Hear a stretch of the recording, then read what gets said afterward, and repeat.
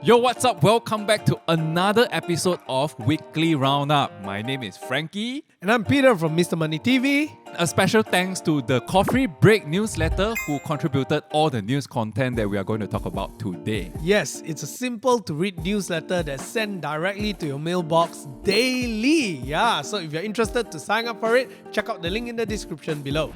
So, Frankie, today's news is worth 3.4 billion ringgit. Wey. Wow, every week we just throw billions and billions of ringgit to our viewers. Huh? Walao, it feels like Malaysia is raining money, eh? Well, better than last time, right? Alright, now with the new government and our super salesman PMX, it seems like really every week we are seeing more and more FDIs coming into Malaysia. And this time around it comes from this company called LONGi Green Energy Technology, a Chinese-based company. It is actually a solar panel manufacturer, and they claim themselves to be the world-leading solar panel manufacturer. Yup, and this time round they have launched 140 acres in Serenda. Yeah, it's a Serenda module plant that actually is costing 1.8 billion ringgit. You guys know Sekeping Serenda? Yeah, that's that area there they are talking about. That area, 1.8 billion ringgit. In Rawang, right? That's right. So apparently this is not the first time that they are building a plant in Malaysia. Apparently in Kuching, they already had their first plant there. Yeah, they built their first plant in Kuching, I think in 2016. So that was the first plant over there. And the reason why they like to come to Malaysia is because Malaysia, most of us can speak a lot of languages. And one of the language is Mandarin, right? Mandarin, That's Chinese right. dialects and stuff like that. So it becomes very easy for them to communicate with the local talents there. So that was one of the main reasons why they come to Malaysia. And in fact, right, when they expanded overseas, Malaysia was the first destination. Oh, that's true. I think there are a lot of Chinese investors coming over to Malaysia. That's for real, right? And it makes perfect sense, right, if you think about it. Because if you're going to run solar, you need a lot of land. Correct. Yeah, and Malaysia has that amount of land. I think aside from Indonesia, we probably have one of the biggest land mass already, right? Correct. Yeah.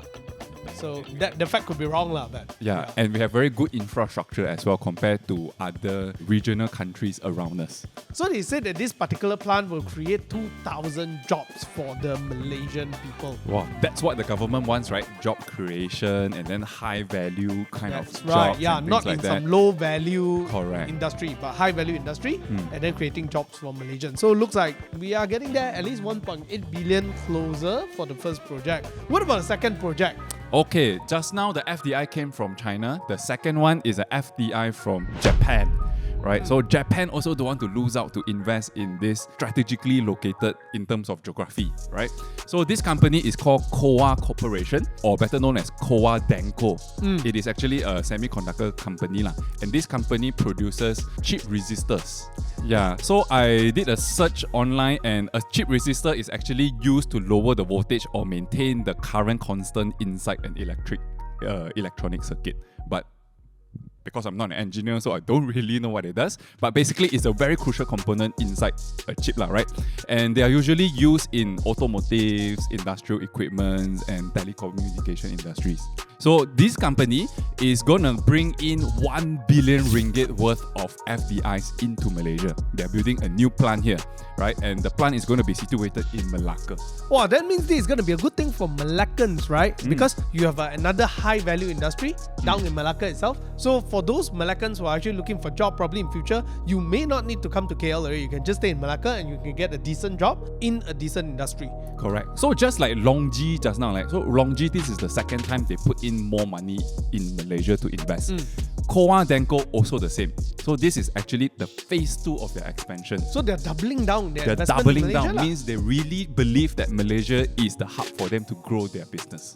And apparently because previously they were already here, right? So added together with a new job opportunity, they are going to be able to provide about 1,820 jobs by 2028.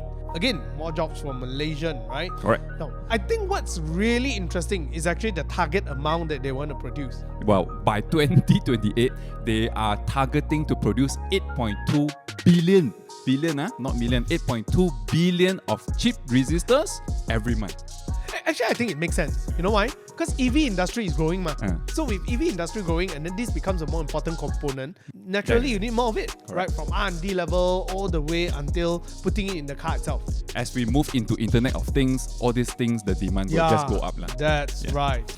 Now, the next investment here, we are talking about 654.5 million ringgit. And this one, although the number is smaller than the first two, but I think it's one of the most interesting one, which is DHL will be actually investing 350 million euro in Southeast Asia. And out of this 350 million euro, Malaysia is getting 131 million euro, which is 654 million ringgit, right? Well, that's 1/3 of the budget. That's right. 1/3 of whatever they are investing in Southeast Asia. Why do you think this is happening, Frankie? You see, right? Because Malaysia is attracting so many FDIs into Malaysia. So when all these factories, they build their facilities and all that, what do they need to do? They need to transport all these products to the seaport, to the airport and whatnot in order to export overseas. That's the business opportunity that DHL is looking at. So this is really interesting to me, right? Because if you actually think about it, over the past year up to today, we have actually gotten more and more manufacturing coming in. More and more FDI. And then we are even talking about LAM research in Penang and all those kind of things, right? Whether or not politically stable or not, there were already people starting to come in. And just that right now, with political stability, with the greater salesman, things are even picking up even stronger. And the fact that DHL is actually investing much more in Malaysia, it tells us one thing. It's not stopping here.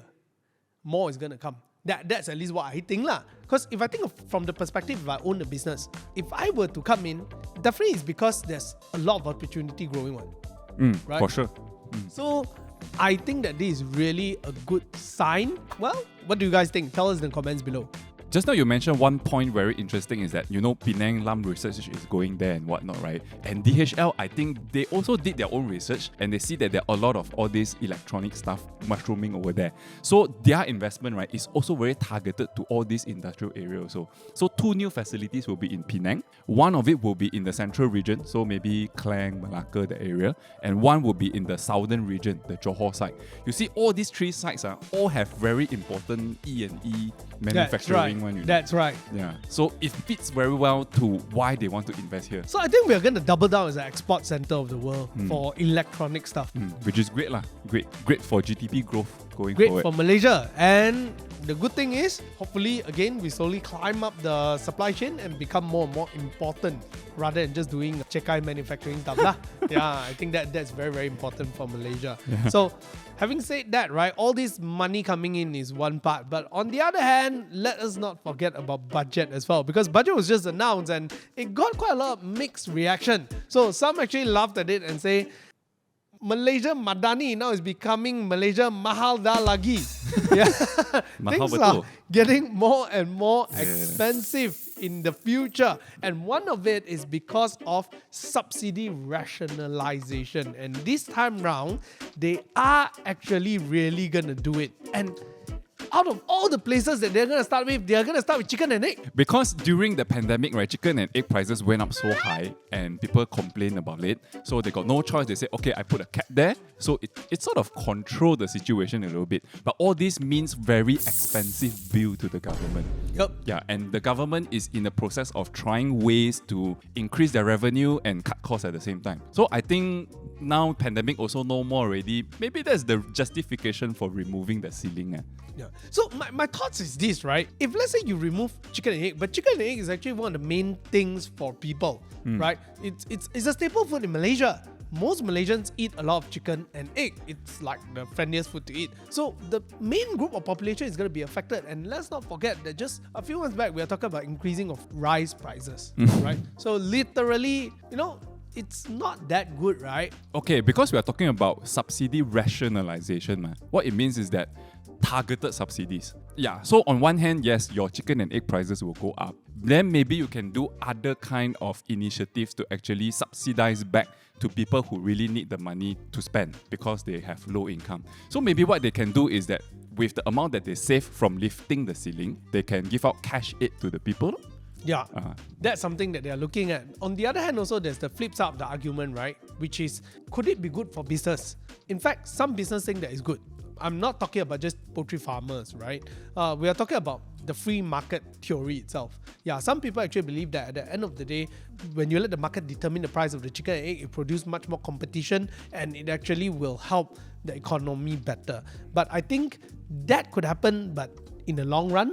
But at the short run, I feel like prices are gonna go up lah. Yeah, we need to bite the bullets lah, right? Yeah. But in terms of the Rama cash aid that the government intends to give back to the people, it will increase from 8 billion in the past to 10 billion this year. So I think the extra 2 billion will come from the savings from the subsidies in the So past. under the Rama cash aid, if I'm not wrong, they will actually give about 600 ringgit a year to families. So, but there's also a saying that the estimated increase with all these is going to be about 30%. 500 ringgit per month. Because let's not forget, subsidy for diesel is also going to be removed. Right? Yeah. Well, not removed, is targeted. So they will give subsidies to specific users, for example, freight operators and things like that lah. But it is very vague right now because they never define who are the specific users. Yeah. So who are the people that is going to be affected? That is actually a huge question. So for a good amount of people, it could be removed for them, right? So then here's the question. The truth is, even if you remove from one party, the cost will eventually be trickled down Correct. to the consumers at the end of the day. Whether is it by increasing your cost of living or they're going to sell something more expensive to you, which eventually also increase your cost of living. So I think here's where things are getting a little bit interesting, and I believe that the government is getting a lot of heat from this particular part lah. Yeah. Well, apart from this, I think the government is also getting a lot of heat because they are trying to increase their revenue. But nonetheless, the government did mention that they want to reduce our country's deficit, right? So with all this happening, yeah, definitely we can achieve 4.3% deficit in 2024. That's right. That's the target. Definitely we're going to achieve better deficit. Yeah, so that's the good side of the story, I believe. This year, our budget deficit is estimated at around 5%. And next year, the government target is 4.3%. Now, even though 5% to 4.3% is only 0.7%, it looks like a small number, right? But because you talk about a country's budget, it's very big. So you do subsidy rationalization alone may not be enough. You also need to increase the government revenue. That's true. Actually, I believe that at the end of the day, things are going to increase in price. No matter how you try to suppress it, it's going to come and bite you back, right? The most important thing is actually we increase our income. And the same thing for government as well. They need to increase their income. So how is government going to increase their income this time around? So where does the government get most their revenue from? Taxes. Taxes law. So increase more taxes so that they can increase their revenue base. Now, the government already said that they will not implement GST for many times, even though a lot of people still speculate that it could happen. So thankfully, there's no GST, but I think they are doing it the other way around. They are going to increase your SST from 6% currently to 8% next year. Yeah. Extra 2%. Except for food and beverage. And telecommunication service, if I'm not wrong. But having said that itself, right, although you want to exclude food and beverage and telecommunication service, but just by increasing 8%, there are a lot of other things that can come together. Like for example, you go and makan in a restaurant, right? SST comes together with your service charge, everything all these are going to increase. Your tables and chairs, your cutleries, and everything is going to increase together no matter what. At the moment you touch this SST, everything comes. Now here's where I have this question. Why not government actually increase corporate tax? Okay, I run a business, I'll feel bad when they increase our corporate tax, right? But let's be honest. Why not increase corporate tax for bigger corporations? Okay, because on one hand, the government just did a lot of effort to bring in FDIs. So takkan you bring on the FDIs already, now you come in already, okay, I increase your tax. Cannot like that. Come here. We are the good country to deal with. Oh, by the way, we just increased the tax. So maybe they also want to give face a bit So start small first. Start from SST. Makes sense because if they were to increase corporate tax right now, you are in the phase of trying to attract investors. It's going to be tough. So in the long-term solution is that you attract investors that are of good quality so that they pay your people well. Then over a long run, after maybe 5 years, that increase of price doesn't matter. Just look at like Japan or Korea, right? Look at the prices in thousands and thousands, right? And that was what they went through, I believe. Inflation. Yeah, they probably went through the exact same thing, right? Correct. Lowering down taxes so that you can attract people to invest and corporations to build, and then end of the day they become better and pay better. Then after one generation, life is good. But that generation. Okay, wait a bit lah, huh? Yeah, so we are in that generation lah. Yeah. So for those of you who are children and everything hopefully it's gonna be a better world for our children. So what do you guys think? Do you guys think that it's fair for us to go through this whole thing and then only see the effect later on? I believe you guys have some thoughts, right? Why not tell us in the comments down there? Alright, so SST is one way to increase the revenue. There's another thing that the government is going to implement next year. In the government perspective, it's going to increase quite a substantial amount of revenue. And this is by the introduction of capital gain tax. Yep. But this capital gain tax will only be limited to unlisted shares. That's right. Now, what is unlisted shares? If you buy Top Glove, Maybank, this kind of stuff, they are all listed companies on Bursa Malaysia. These are called listed shares. So those, if you make capital gain on them, no tax. But if you invest in Mr. Money TV, for example, we are a private company, That's unlisted shares. If you buy today 100 ringgit of Mr. Money TV shares, let's say 5 years down the road, you sell at 500 ringgit, you make a profit, the profit will be taxed at 10%. Yep. So at a 10% tax rate for Sendirian Berhad sales, well, basically it means that for those of you who are running a company, entrepreneurs or whatnot, if your company is doing well and you are bringing in investors, they are buying off shares from you, or either you are selling your company to exit, well, do price in that 10% because now you have to pay tax, right?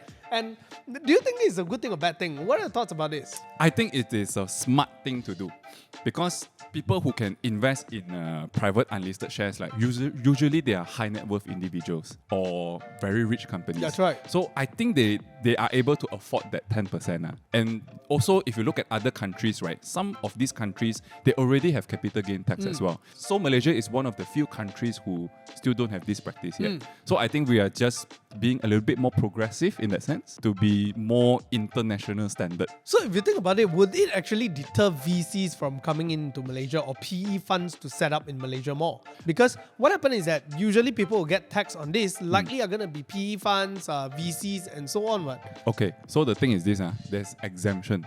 VC funds, all these, they're exempted. Huh? So only people like us, like that, we will kena the 10% tax. Now I feel it's unfair again. I mean, come on. We have gone through hardships. You were poor and then you built a business and finally you got a slightly better living and now you want to exit. You're selling your company and then you kena tax. But a VC fund who's been regularly investing, then... Okay, maybe it's because the government wants to control the funds as well, because all these VC and all that, they're under the purview of Securities Commission. Right? There's more control.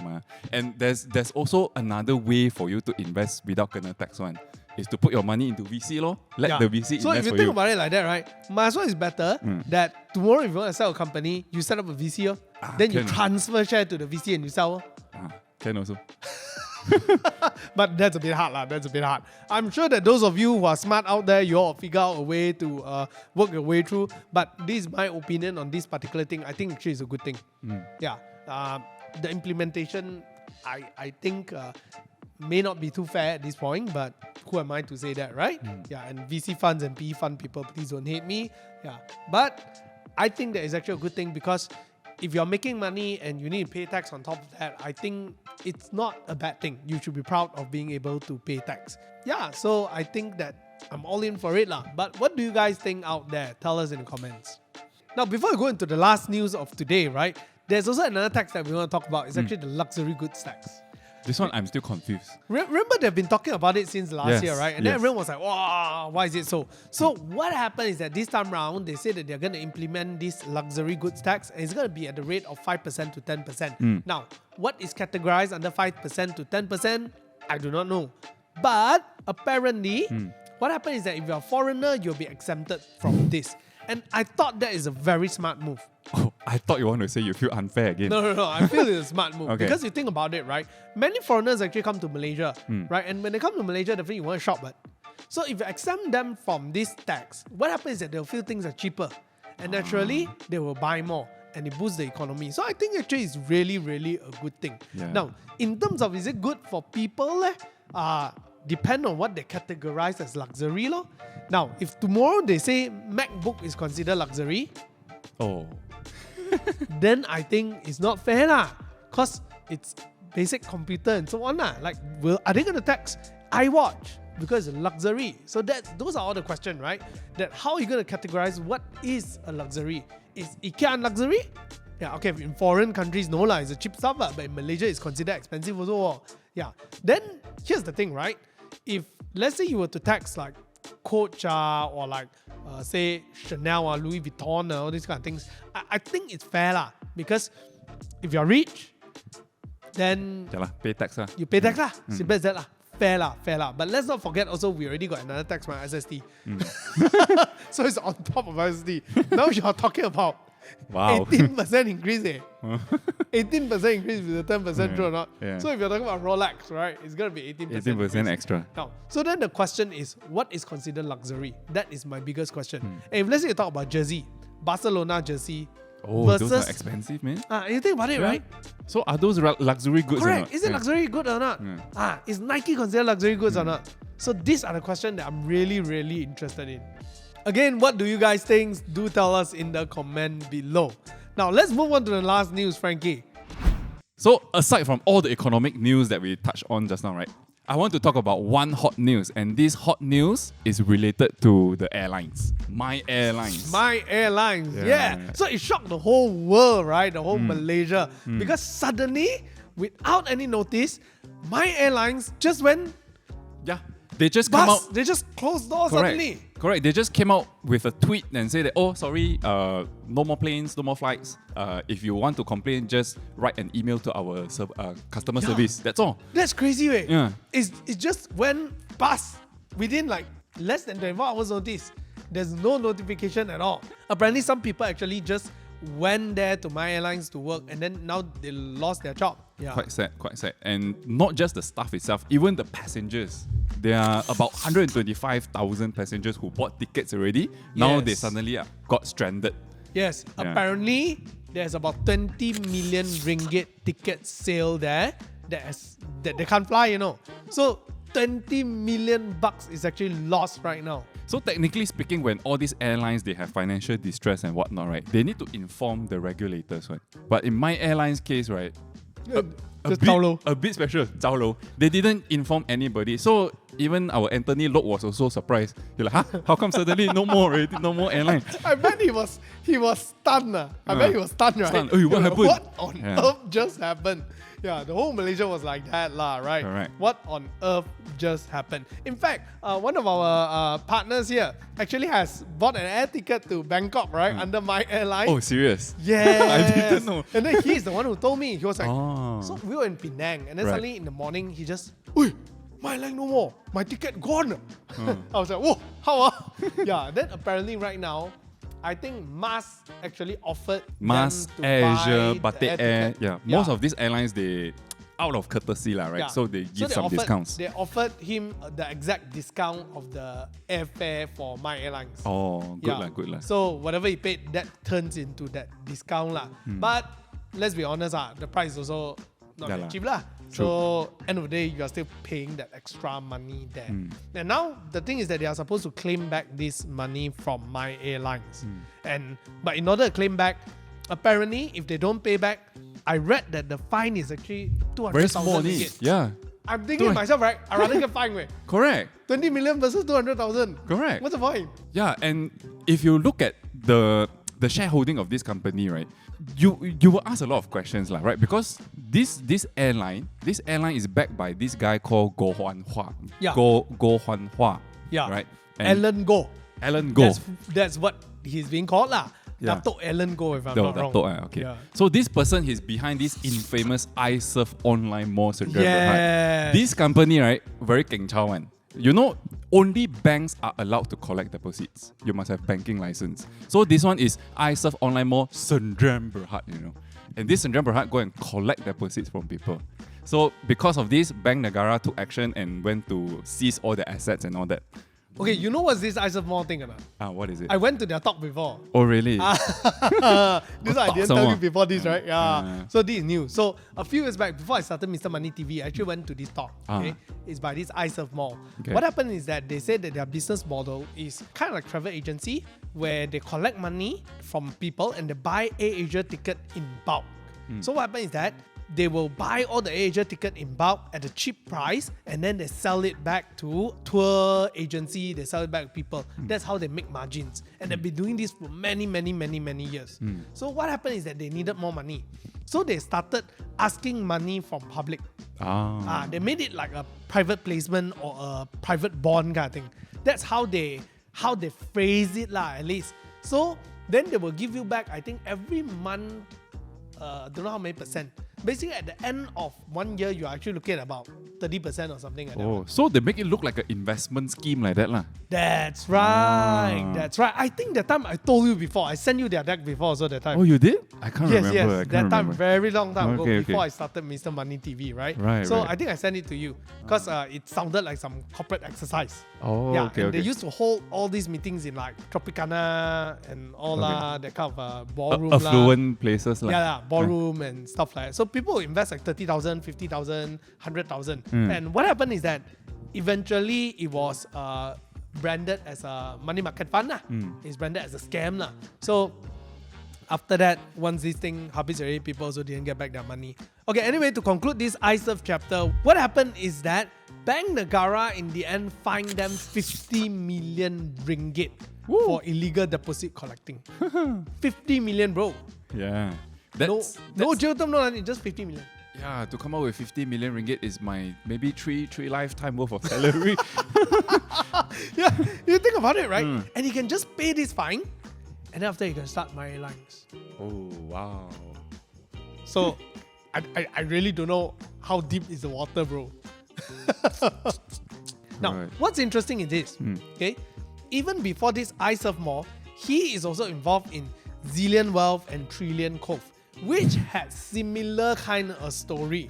Yeah. So, this makes this whole thing become very dubious, right? Because How could they get the airline license in the first place if this guy's background is so... that's why it's quite Yeah. interesting. So everyone is really questioning like, hey, didn't the government do a background check on this guy? Yeah. Like, how can a guy who owns this company, who has so many cases before, actually get a license? So people are also asking questions. So outside, if you talk to people, right, then people will say that like, oh, that MY Airlines, the rumor, not I say one, outside rumor is that very sus company. That's what they always say. So looks like this sus came through lah. When the CEO stepped down, before you can even understand the situation, the next day, MY Airline closed down. So after this incident, right, the police also took action. The police went to arrest Alan Goh, his wife and his son as well. And the police going to detain him for 4 days to ask him all the questions. That's right. So I was also quite surprised that he's actually being arrested. But yeah, never know what's gonna happen, right? Moving ahead, are they gonna sue him? Are they gonna like fine him 200,000? I really don't know. But at this very moment right now, what he wants to do is that he's thinking about selling off his shares to get someone to take over. Now, I've heard from different parties. Some actually say that it is legit that he has no money. It is not like some funky stuff. But Okay. I think that's the end conclusion. You got no money and then close down, and then now people are suffering because paid for a ticket, they're not going to get back. And the many people who actually changed jobs to go and work for MY Airlines, and now they lost their job. Yeah. And another interesting thing here is this. Apparently, right, people allege that our former Prime Minister is also part of this company as well. Ooh. But this former Prime Minister came out to deny, say, hey, I got nothing to do with this, you don't come and catch out. So, but anyway, I think because police is involved, I think they will open file and start investigation. So I think going forward, we will have a lot of hot news to share with you guys. So this is what we have for this episode of Weekly Roundup. We have talked about 3.4 billion worth of investments coming into Malaysia. Yeah, and we also talk a bit about the budget and also the MY Airline Fiasco. So if you like our Weekly Roundup series, do hit the like button and click subscribe to the FAQ show. See you next week. Bye-bye.